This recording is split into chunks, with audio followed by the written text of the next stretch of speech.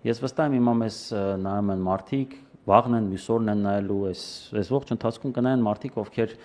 2018 թվականի ապրիլյան այդ իրադարձությունների ժամանակ կամ հրապարակում էին, կամ տանից էին ուրախանում, եւ ոմանք կարճ ժամանակ, ոմանք մի քիչ ավելի շատ ժամանակ հետո հասկացել են, որ սա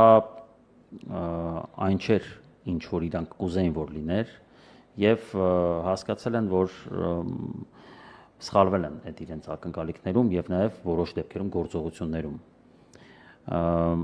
Այդ մարդկանց, որոնք ունեն գուցե մեղքի զգացում, գոնե ափսոսանք, որոնք պահանջել են ձեր հրաժարականը եւ նաեւ գործել են գուցե դրա համար, այդ մարդկանց ինչ կարող եք ասել, որպես մեր հաղորդման վերջաբան։ Կոնկրետ քո ֆրենդին ես ուզում եմ շնորհակալություն հայտնել եւ իդեմս իրեն բոլորին ասել։ Մեզնից որևէ մեկը անսխալական չի։ Որևէ մեկը, ոչ դու, ոչ Նարեկը, ոչ ես մի քիչ ավելի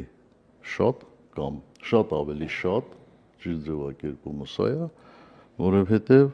ես եղել եմ ավելի տեսանելի հանրային եւ պետական կյանքում եւ բնականաբար սխալներ էլ եղել են։ Ես առաջի անգամ չեմ ասում, ես արդեն որ երրորդ անգամ եմ ասում։ Խորհուրդս հետեւյալն է. երբեք չհուսահատվել այն պարզ պատճառով, որ հուսահատությունը մեղք է։ Իսկ հուսահատությանը նախորդում է հոգնելը, չհոգնել, չհուսահատվել եւ սրտում փայփայել եւ գործողությունները օժանդակել ավելի լավ Հայաստան ունենալու։